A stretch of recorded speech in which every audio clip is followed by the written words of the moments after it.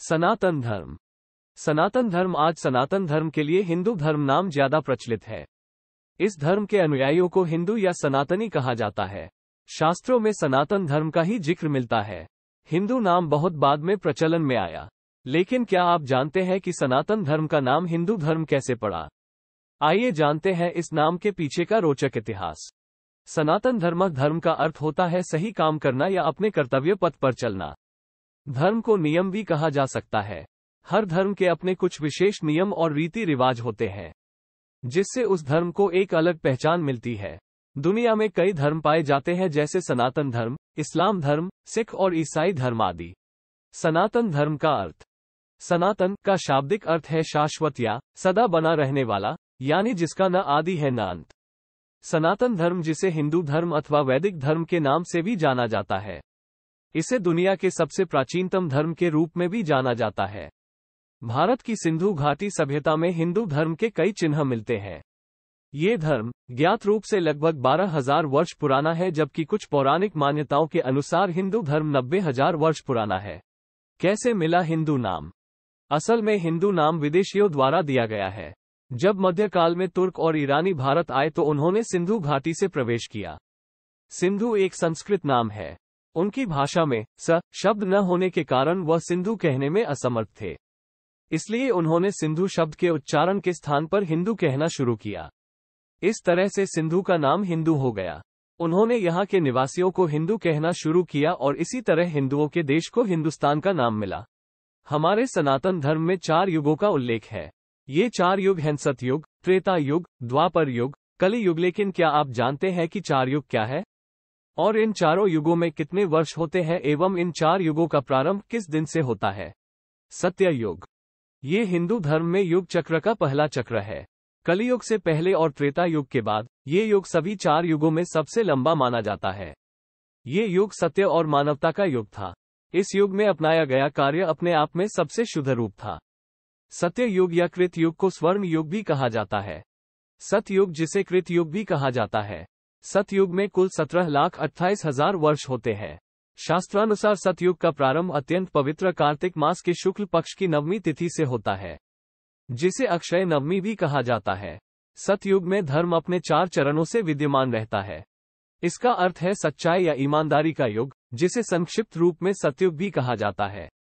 चारों में से यह युग सबसे अधिक महत्व रखता है। इसमें ज्ञान, तप और ध्यान था। इसमें धर्म के सभी स्तंभ समग्रता से विद्यमान थे। इसी युग में सनातन धर्म की स्थापना हुई। जैसा कि ऊपर उल्लेख किया गया है कि भगवान विष्णु हर युग में अवतार लेते हैं। सतयुग में वह 4 रूपों में अवतार लेते हैं, अर्थात मत्स्य, कूर्म, वराह और नरसिंह। ऐसा माना जाता है कि इस युग में मानव का औसत जीवनकाल 1 लाख वर्ष से शुरू हुआ और फिर धीरे धीरे घटते घटते 10,000 वर्ष हो गया। त्रेता युग। ये 4 युगों में से दूसरा युग है, जिसे रजत युग भी कहा जाता है। इसके पहले सतयुग और उसके बाद द्वापर युग आता है। संस्कृत में त्रेता का अर्थ है 3 चीजों का संग्रह। इसलिए इस युग में लोगों ने पिछले युग के 4 अवतारों के संबंध में विष्णु के 3 अवतारों का अनुभव किया, 5वां, 6ठा और 7वां। त्रेता युग में विष्णु ने क्रमशः वामन, परशुराम और राम के रूप में अवतार लिया। त्रेतायुग में कुल 12,96,000 वर्ष होते हैं। शास्त्रानुसार त्रेता युग का प्रारंभ वैशाख मास के शुक्ल पक्ष की तृतीया तिथि से होता है, जिसे अक्षय तृतीया या आखा तीज भी कहा जाता है। त्रेता युग में धर्म अपने 3 चरणों से विद्यमान रहता है। 2 प्रमुख संस्कृत महाकाव्यों, रामायण और महाभारत में से एक, रामायण त्रेता युग में घटित हुई, जिसमें राम भगवान विष्णु के अवतार थे। द्वापर युग। तीसरा युग, जिसे कांस्य युग के रूप में भी जाना जाता है, समय चरण में द्वापर युग है, जिसका अर्थ है 2 जोड़ी या 2 के बाद। इस युग में मानव जाति अंधकार में एवं दुष्ट गुणों से युक्त थी। द्वापर युग ने वेदों के विभाजन को 4 भागों में विभाजित किया: ऋग्वेद, सामवेद, यजुर्वेद और अथर्ववेद। ब्राह्मणों ने 2 या 3 वेदों का पर्याप्त ज्ञान प्राप्त कर लिया, लेकिन चारों वेदों का गहन अध्ययन और प्राप्त करना दुर्लभ था। इस भेद और वर्गीकरण से विभिन्न क्रियाएं और गतिविधियां अस्तित्व में आए। द्वापर युग में कुल 8,64,000 वर्ष होते हैं। शास्त्रानुसार द्वापर युग का प्रारंभ माघ मास की पूर्णिमा तिथि से होता है। द्वापर युग में धर्म अपने 2 चरणों से विद्यमान रहता है। 2 प्रमुख संस्कृत महाकाव्यों, रामायण और महाभारत में से दूसरा, महाभारत द्वापर युग में हुआ था। इस युग में भगवान विष्णु के 8वें अवतार भगवान कृष्ण का जन्म हुआ था। किसी भी अन्य अवतार की तरह उन्होंने धर्म की स्थापना और प्रेम की भाषा सिखाने के लिए यह अवतार लिया। कलियुग, चौथा युग, जिसे लौह युग भी कहा जाता है, 4 युगों में सबसे खराब है। इसके पहले द्वापर युग और उसके बाद अगला और नया चक्र सत्य युग आता है। कलियुग वर्तमान समय का युग है जिसमें हम वर्तमान में रह रहे हैं, और शास्त्रों और वेदों में कहा गया है कि कलियुग संघर्षों और पापों से भरा है। मनुष्य का औसत जीवन काल 100 वर्ष है। कल युग में कुल 4,32,000 वर्ष होते हैं। शास्त्रानुसार कलि युग का प्रारंभ आषाढ़ मास के कृष्ण पक्ष की त्रयोदशी तिथि से होता है। कलि युग में धर्म अपने एक चरण से विद्यमान रहता है। संस्कृत में काली का अर्थ है कलह, झगड़ा, विवाद या कलह। ये युग राक्षस काली से जुड़ा है और इसे देवी काली के साथ भ्रमित नहीं किया जाना चाहिए।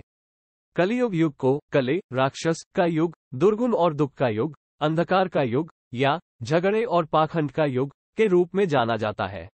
कलियुग राक्षस काली और उसके शत्रु कल्कि का शासनकाल है, यानी भगवान विष्णु का 10वां और अंतिम अवतार। विष्णु पुराण के अनुसार काली एक प्रतिकूल अभिव्यक्ति है जो सत्य युग में प्रवेश करके अंत या ब्रह्मांड के अंतिम कायाकल्प की दिशा में काम कर रही है।